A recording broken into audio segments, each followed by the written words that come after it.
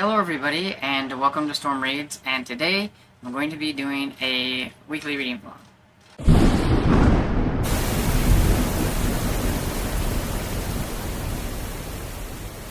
So this isn't going to be any kind of fancy reading vlog.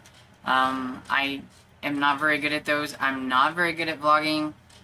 I thought it might be kind of fun. I do think maybe this week we're going to be going to the Finicky Fox, so maybe I can get a little bit of B-roll there, but for the most part, it's just going to be me talking about the books that I finished whenever I finish them and come back on and tell you. I thought it would be fun to see if the books that I'm currently reading will be the books that I finish by the end of the week.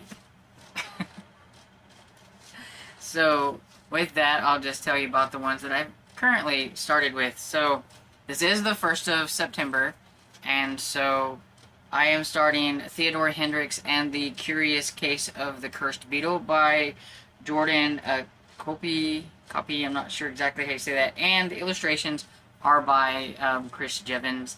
This is the second book in the Theodore Hendricks series, and I just finished the first one, and it was really cute, and I was sent this one as I was the other one by Simon & Schuster, and this one comes out, I believe, in September, so I wanted to go ahead and get to it and everything. I think it'll be a fairly quick read, but it is an eyeball read, and I do that slowly, so we'll see how it goes. But it does have some fun and cute illustrations throughout it and everything, which should make it a fairly quick read.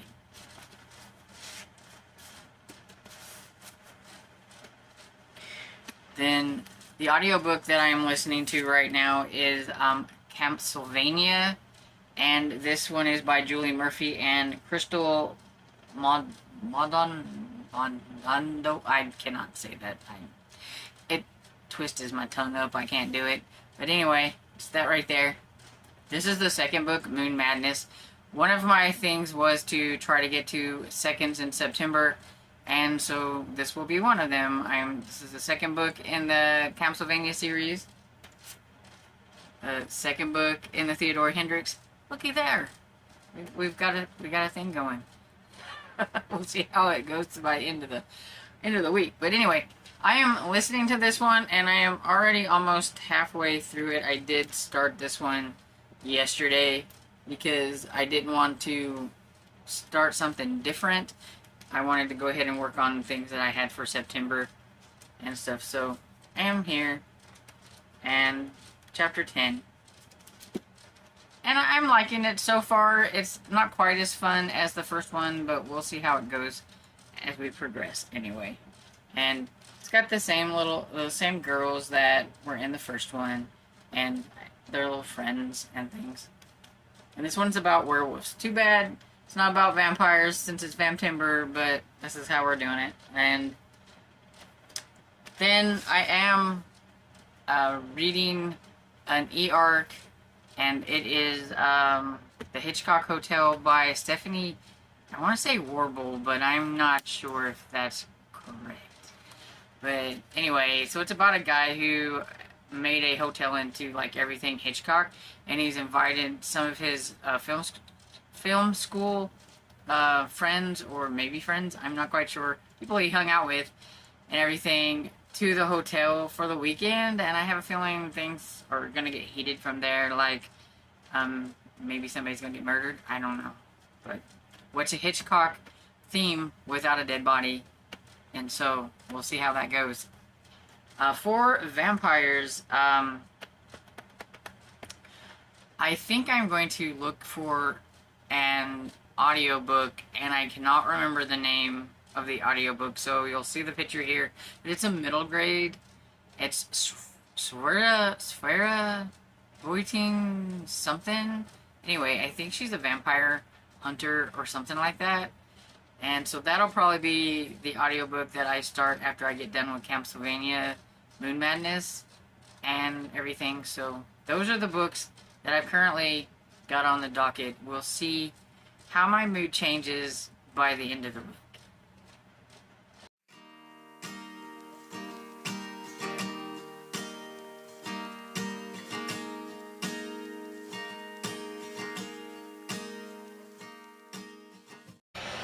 Hello everybody, it is Wednesday, I believe, 11:34, and I am very bad at this. See, I told you, I'm not a good, vlogger.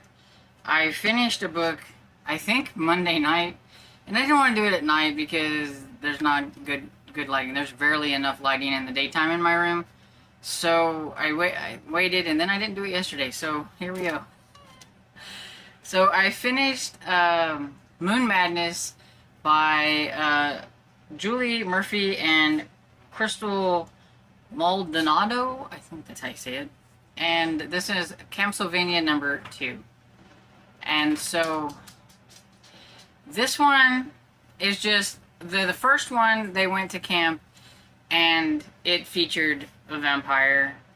And in this one, they're supposed to have renovated the camp, supposedly, or whatever, and so they are going to camp again in the same place, but it's under different people, and Luna is the lady who is running the camp and everything, and she has this moon water and everything that's supposed to help you do all these kind of things and make you better and stuff like that. And she doesn't want anybody to have any kind of synthetic anything or bad candy or bad food. Like, you have to eat all the kind of stuff. They had to throw away a lot of their stuff.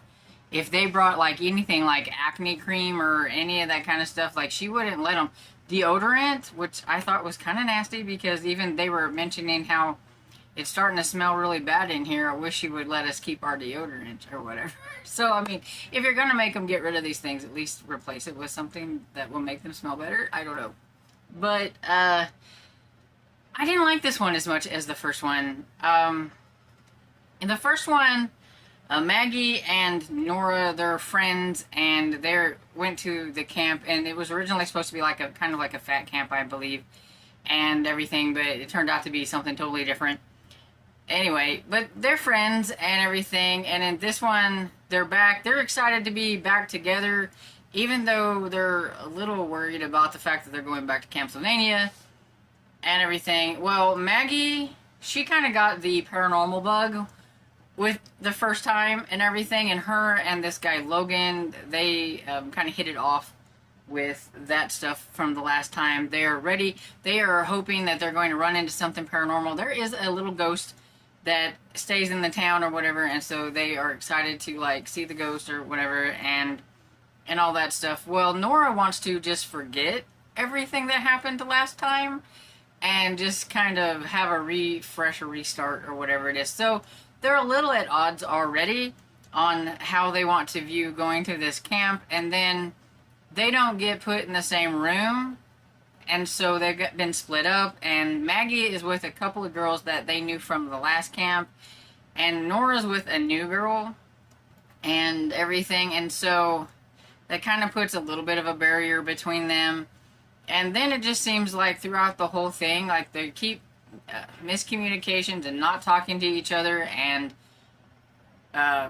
being jealous of other people's friends and what they're doing and all them kind of things and everything. And it just wasn't as fun as the first one because they were at odds with each other through pretty much the whole thing. And I didn't like that. I don't like it when they pit friends against each other because they make new friends, or they, you know, have different interests or whatever it was. And they do have to band together at the end to figure out what's going on and stuff with the whole werewolf thing and stuff. But yeah, I like the first one better. So I give this one 3.5, probably 3.5. But I like the first one better, and I think I gave the first one 4 stars, so it can't get more than 3.5. I didn't like it that much. But yeah, but I finished it. This one is going for the Everbloom Academy. I had changed up my TBR already, but this one has a map in it, and I needed a book with a map, and I really wasn't feeling the one that I had, but it had a map, and so I was going to use it. But since when I got this from the library and I seen that it had a map in it, I was like, changing. So there's that. I am still currently reading Theodore Hendricks and The Curious Case of the Cursed Beetle by Jordan copy, something like that, whatever. And it's cute. Think I'm a little over halfway, and it's about there is an inspector there because of the situation with having a human in the Monstrous League of Monsters or whatever, and stuff that happened in the first book. They have an inspector coming to check on things to make sure they're not breaking any other rules and everything. But this inspector has, of course, ulterior motives. So far, it's cute, and the pictures are always fun and everything. But yeah, I should be able to get this one done by today if I give myself enough eyeball reading time and everything. I think, maybe. I'm also still currently reading The Hitchcock Hotel by, I believe it's Stephanie Warble. I think I should really look that up. But I'm like 13 or 15%, somewhere around there into it, and it really needs to pick up a little bit because y'all know me, I need some action throughout my book. I need something to motivate me to want to read the book, and right now there ain't nothing. I mean, we've got the people there that he wanted to bring to the hotel, like his friends from film school. You don't know exactly what happened in film school, why he is wanting to do something to maybe one of these people that he has brought, or have it look like the house did it, or the hotel, or whatever. I don't know exactly what his motivations are, except for that he's a huge Hitchcock fan, and he does everything very Hitchcock-like, and so you need a body and everything.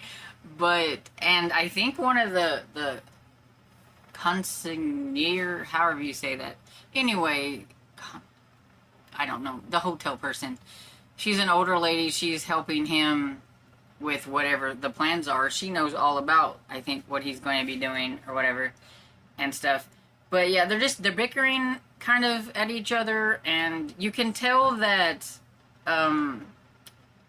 while they might have been friends at one time, they must not have been like great friends. Like maybe they, just because they were in college and things have changed, and people change, and some people don't change, and they're a mess, and I don't care for any of them.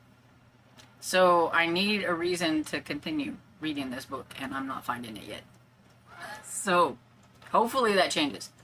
Something I have added, and I had forgotten to mention the first time, is I am doing the Sumerian September. So they're doing Pastiche Conan. I've never read Conan, and so Conan is a bunch of short stories of like Conan adventures, and they're all in this, The Coming of Conan the Cimmerian. And so I am listening to like 1 or 2 stories a day. It is 19 hours long on audio, and a long one. And so I'm just like every now and then listening to a story and everything, because if I don't, then I think it should be one big story, and it's not, because like it has like he's doing something and then he fights and then it's over, and he does something and he fights and it's over, and so I need to take it like that, like a little bit at a time. So I'm doing that, and I think I'm up to about 15%, 18%, somewhere around there on that one and everything, and it's okay. I've never read Conan or anything, and I have a feeling this is one that I would need to like listen to the stories over again to really fully grasp what I'm reading, because I don't really read sword and sorcery type things, but I'm giving it a try. Anyway, so this clip is longer than I meant it to be, so I am going to get off of here, and I will be back on whenever I finish it. Hello everybody, it's Thursday morning, and today you get a little bit of insight into how my brain works, because I said that I would probably finish this book, which, I mean, I did get close. I have like 90 pages left, but no. Instead, I decided to start an audiobook, which is Spiring by Sarah Beth Durst. Now, this was kind of like originally on my TBR for the Eva Bloom Academy as the prompt for Spy, but then I wasn't sure if it was going to really be like spy-ish or whatever, so I put something else there. I do think it probably could have worked because it is kind of about spies, but it's not like an actual like spy book. So anyway, I had it out on Libby and I just decided, hey, I'm gonna listen to this, and it was short, like 5 hours, so I just listened through the whole thing yesterday, and instead of, I could have probably finished this, but instead I did that. And I feel like I have at times like ADHD when it comes to books and things like that. Like, I did read some on Theodora Hendricks and everything, which is why I only have 90 pages left. But at times, even if I'm enjoying a book, I get bored sometimes reading just the same book. I just can't sit down and read a whole book in like 2 or 3 hours. I don't know, it just doesn't work for me. I can't do it. That's why I always have a lot of books on the go, because I could read a chapter of one book and get like, where I want to read about something different. And so that's just kind of how my brain works, and why it's hard for me to make TBRs, and why it's hard for me to just stick with one book like some people do. And it's also why when I make a reading vlog like this, I'll tell you what I'm currently reading, but by the end of the reading vlog, I've read something else instead.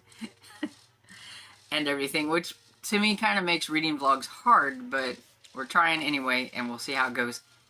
But anyway, so I'm going to talk about Spy Ring by Sarah Beth Durst, and this is about two friends, Rachel and June. It's a boy and girl, and June's family is going to have to be moving, and it's really hard on both of them because they've been friends since like kindergarten, and June's wanting somebody, wants Rachel to take his mind off of things, so they decide to, right now they're spies. They've been pirates and all these things. They're 11, and now they're into spies, and so they're being spies, and so they're kind of like being sneaky in Rachel's house, and like up in the attic or whatever, and so they overhear her mother and her soon-to-be stepfather talking about some things, and he mentions wanting to give Rachel a ring that he has because he knows that she has an interest in one of his ancestors, which is a female spy and everything, and so he thought, he'd give this to her because it was supposed to be hers, but because there's not enough information to link it or whatever, that the museum wouldn't take it, and it needs some cleaning, and that's what he was wanting to know. If it was okay, then maybe her mother could clean it up for her and give it to her kind of as a present, because they're going to be getting married soon. She's getting a ring, he's getting a ring, and just thought it would be nice to give her a ring. So it's like a sweet gift. But oh my goodness, Rachel hears about this, and she knows exactly who this spy lady is, and she's all about this, and she wants this ring right now. So her and her friend go down there and find the ring, and they clean it up themselves, and they find like an inscription, and it says "Find Me," and it has a date. They're not really quite sure what it is, but they've decided that it's this Anna Strong, who liked to be called Nancy. It's her message that she's trying to, to find her or whatever. So they go on this like quest. So they go to like where she's supposed to be buried and find things, and they do find these clues that lead from one place to the other. Now there's supposed to be like, there's rumored like some kind of a treasure or something that it's and it's also about the Culpeper spy ring and stuff like that. So the author did put a lot of actual facts and things and people in the book with like fiction, like the treasure or whatever is fiction and things like that, and just makes a really fun, interesting like little mystery for these kids to try and solve. It's also about how kids are kind of like put off and laughed out when they think they are onto something serious, because they are really serious about trying to figure out what this ring meant and the clues and all that. But at the same time, when they say something to like an adult, they kind of like amuse them, I guess, or whatever, humor them, that's the word, and everything, and it makes them a little mad. And it's supposed to be kind of like how females back then were kind of in the same predicament as like these kids, because Anna was a spy, but there's not a lot of information, and there's a lot of I guess doubt because she was female, and things about her being an actual spy and things like that. And even in the community there, like there's one lady who is like all about her as a spy, and then there's this guy who is like a town historian who doesn't really think that much about it and everything. So it kind of has a little bit of that in there and everything. Now, I liked it. I really enjoyed it. I give it 4 stars. My only complaint would be that it felt like at the end, the author's note, like, was she trying to write a novella? Because I swear this story ended at about 88% maybe, or some 85 to 88%. I really wasn't paying that close of attention. But it was enough to know, like, oh my goodness, the author's note and research and this. And she's telling you all about the Culpeper gang and the spy ring and all that stuff, and how Washington did this, and how the lady, you know, and the things that are true and the false. Which, I mean, it's good information, but at the same time, when you're reading this book and you're at 88% and then it kind of cuts off, it makes me mad. It's kind of like when they put an extra, like a chapter from another story in the book. So you go to sleep thinking, oh, well, I have a lot of time left in this book, so I'm just going to go to sleep. And then you wake up the next day and find out if you'd have just flipped one more page, you would have been finished with the story. And that's kind of how this is. And I was just like, write a nonfiction about this, but you don't have to tell me, like, you know, all of this information. It was like information overload at the end about, like, the real facts and things like that. Which I know some people will like. And I mean, it's not like I didn't like it, but I mean, if I want to read about that, I can get a nonfiction book. I'm reading a fiction book right at the moment. And author's notes are usually about like a page telling you about how they researched and all this stuff. But she and maybe it's because it's middle grade that she thought putting all that information in, you know, would interest the kids, and it could. But yeah, I just thought it was a little bit of nonfiction information overload at the end for an author's note. And I skipped most of it. But yeah, I did like it and everything. But so now hopefully I'll be back to this one. But today I'm going to Finicky Fox with my father and some friends of ours that we, the guy that we go to coffee with, and his wife, because his wife doesn't usually come to coffee because that means she'd have to get up earlier than she wants to and everything. So we're going to Finicky Fox together, and hopefully you will see some footage if I don't forget. Another thing, while I'm really bad at vlogging, is because I forget to whip out the camera and take pictures. So hopefully I will do that.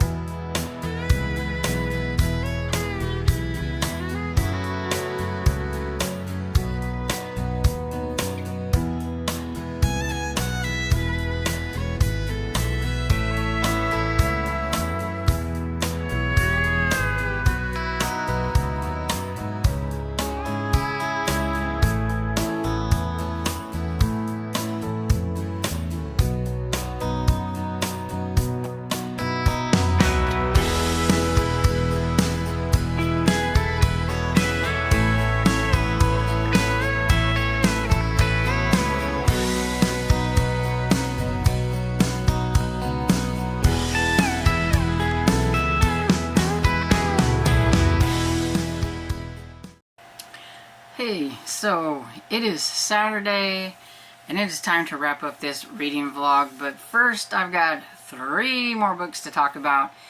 Yes, 3 more, and only one of them is one that I have mentioned on this reading vlog already. But before we get to that one, because no, Theodore Hendricks wasn't the next one that I finished, I decided to listen to Trapped in the Horror Dome by Matt McMahon, and this one is Monstrous number 5, and it's super short. It's like 3 hours on audio. I've really enjoyed this series. It's kind of like goosebumpy and everything, and I would say spooky level wise, I think some people might think this one's probably one of the spookier ones out of the series, just because of certain aspects that are in the story. This is about 3 kids who they won science competition and their school, so they get to go to this place called Earth 2, which is way out in the desert. It's cut off from everybody and everything. You're sealed off. You're like sealed. It's kind of like a dome, kind of, you know, or, well, I mean, because it is a horror dome. So you're sealed off into this like dome or whatever. And there are some unexpected things in here. Whenever they start looking around and stuff, they find out that there are some creatures on here that the scientists don't want them to know about, but they kind of found out because of something, and it's, I don't want to really say, it might spoil some things. But anyway, this creature is what you see here on the cover. And so they've been kind of doing some genetically modified things people never learn and everything. So this is, if I remember right, it is part Komodo dragon, ape, and octopus, I think. And anyway, this creature ends up escaping and causing some havoc and everything, and they're trapped in this dome because like it's sealed off and they can't get out because some of the mechanical stuff gets messed up, and now they are like actually losing oxygen, and they are trapped in this thing with this monster, and got some nefarious misdeeds with some of the scientists that are in there and everything. And so yeah, just because of, I think because of the being trapped, running out of oxygen, and trying to figure out how to get out and everything and stay away from this creature and things like that, I think some people will feel like this one was quite spooky. But, you know, just a little bit spooky. But, you know. Anyway, I give it 4 stars. Then I decided I better finish Theodore Hendricks and the Curious Case of the Cursed Beetle by Jordan Copy, and this is very cute. It's the 2nd book in the Theodore Hendricks series.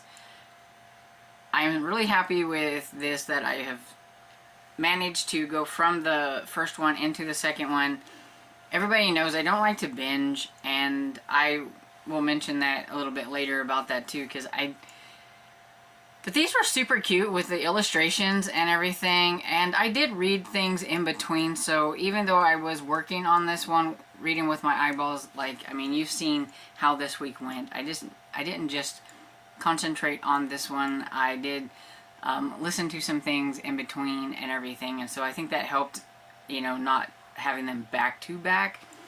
But yeah, so this one just has to do with like kind of, because of some things that happened in the first book, they have this inspector coming, and this inspector has a nefarious reason on why they want to be there. It has something to do with the mummy, and there's some sarcophagus that end up arriving there and everything, and they thought that this one object wasn't cursed, but it ended up being cursed, and it had this little beetle here and everything, and Theodora thought she was helping out, but she might have caused a little bit more havoc because of what she did. And so you have like that stuff kind of going on, but you also have the school that Theodora goes to. She goes to a regular school, and the headmistress there doesn't like her because she's not afraid to speak her mind a little bit and everything. And the headmistress want to implement a bunch of things, which has made a lot of them mad, and especially like even the school bully wants to like team up with them and petition and protest, because they wanted to shorten their lunchtime, make them wear uniforms, and taking away arts and music or something, wanting to take away some things. So they're going to protest about this. And not only do they have that, which is not making Mrs. Frumple, I can't even remember her name, the headmistress lady. Yeah, Miss Frumple. Here's a picture of her. But anyway, not only do they have that, but it is getting close to Halloween, and they are picking who's going to host the Halloween party. And Mommy has been wanting to host the Halloween party for a while, and they never get to because, well, there was an incident one time, and so now everybody thinks that house and they're really strange people. And Theodora had never had friends until she met Dexter here and everything, and so she's wanting to host it, and she actually gets to. So now Mummy's got to try to come up with 2 parties, because she's got the party for the regular humans and everything, and the party for the monsters, and they're coinciding on the same day. And then she has to deal with, of course, the inspector, and then this other nefarious being that happened because of this cursed beetle or whatever. So there are a lot of things going on in here, but it was a lot of fun and very entertaining. And I think if you have middle graders, that they would really like this and have a lot of fun. It was perfect for my upcoming Halloween in October. I haven't announced it yet. I was actually waiting for something to come in, but I have a feeling it's not going to come in time. So I may just have to do the announcement without it and just tell you what it is. But yeah, because I do want to get the announcement up soon, so that'll be coming soon. But yeah, these would be perfect for Halloween and everything. So if you want to participate in Halloween but you're a scaredy cat, I think these would be great for you. They're not spooky really at all. They're a lot of fun. So 4 stars. Then on Libby, I had put it on Libby because I was really wanting to get to the 2nd book in the series, but I thought I needed a refresher course on the 1st book. And so that's Ravenfall by Kaylin Josephson. It's the 1st book in the Ravenfall series. The 3rd book is coming out in October. I have been meaning to get, all year I've been meaning to get to Hall of Thorn, and I just haven't gotten to it. And the farther I get away from the time that I read Ravenfall, the more I was like, I don't really know if I remember enough about it and everything, so maybe I should refresh my memory. So that's what I did. So I re-listened to Ravenfall, and it is about Anna and her family, who are a bunch of psychics that each have different abilities.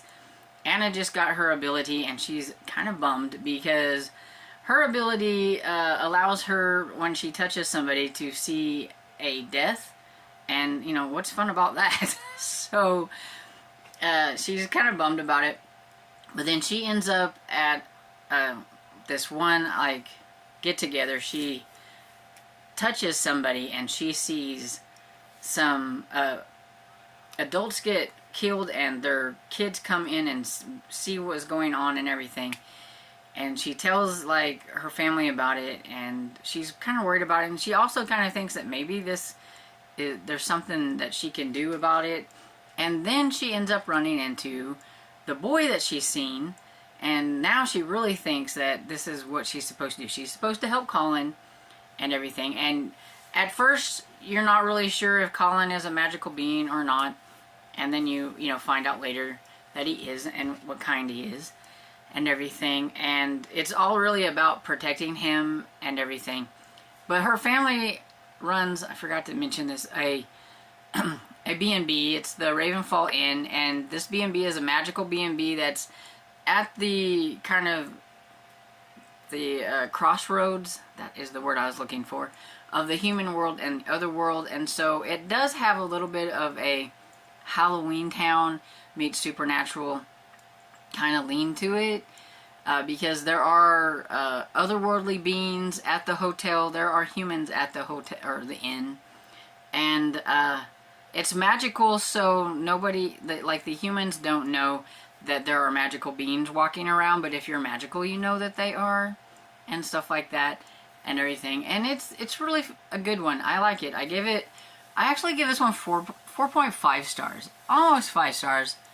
Everything. I really did really enjoy this one. It could eke out of 5 stars if I think about it enough. I don't know, but 4.5 stars. And so I'm hoping that maybe towards the end of the month I can maybe get to Hollowthorn. Like I don't like to binge right away. So if I can wait until I've gotten a few other books underneath my belt, then I will jump in and see what's going to be happening with Anna and Colin.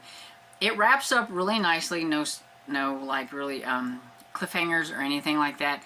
I think the way this is it's kind of like each book is like a different adventure that Anna and Colin will be going on, in that pertains to like their magic and things that they can do and otherworldly problems that they are having.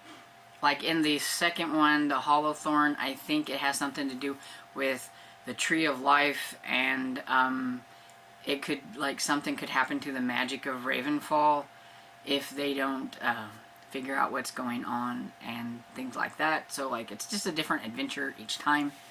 And so, yeah, I'm looking forward to that. And this one would be also a perfect one for October and Halloween and anything you have set for October, because at the end of it is Halloween time. So yes, that's everything that I've read for this week.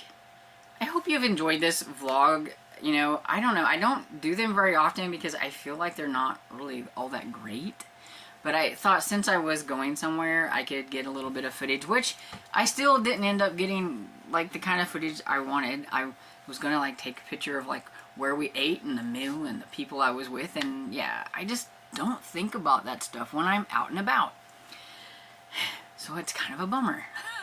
But anyway, you have a little bit of stuff on here. So a little bit of a peek into what may be coming next week, because I don't know whether I'm going to do another reading vlog or not. So I do want to, I am still reading some middle grade, but I do want to kind of split some middle grade up with an adult book. So I have Secrets from Vern Michaels. This is the second book in the Lost and Found series. I'm continuing to work on my seconds in September, and so there we go. That, I have no clue what it's about. I just know that I need to read it. The audiobook that I talked about at the beginning of this vlog, but I never got to, I am going to be starting that one because I do need to get to a vampire book. And so I can't remember what it's called. It's Swerva something Vampire Hunter. It's a middle grade book and everything. So I do need to get to that one. And I have the graphic novel Summer Vamp that I'm working on. So I have that one.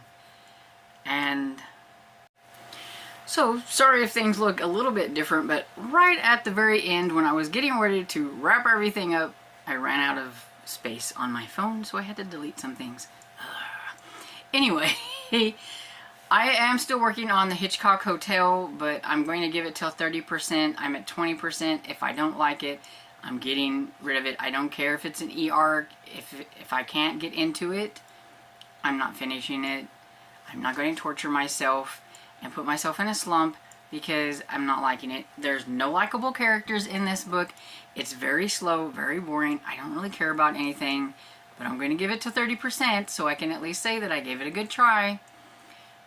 But then I will let NetGalley know why I did not finish it and everything. I'm not one of those that thinks that since I got it for review, I need to finish it. I'm not going to push myself and then give it a bad score and everything. I'm just going to ditch it and move on. I have a lot of other books that I'd like to get to. And anyway, so Let me know, have you read any of the books that I've mentioned today? Have I piqued your interest on any of the books that I mentioned today? Let me know down in the comments, and I hope you enjoyed this reading vlog, and if you did, don't forget to give it a like, subscribe, and I will see you all in the next video. Bye. I'm here.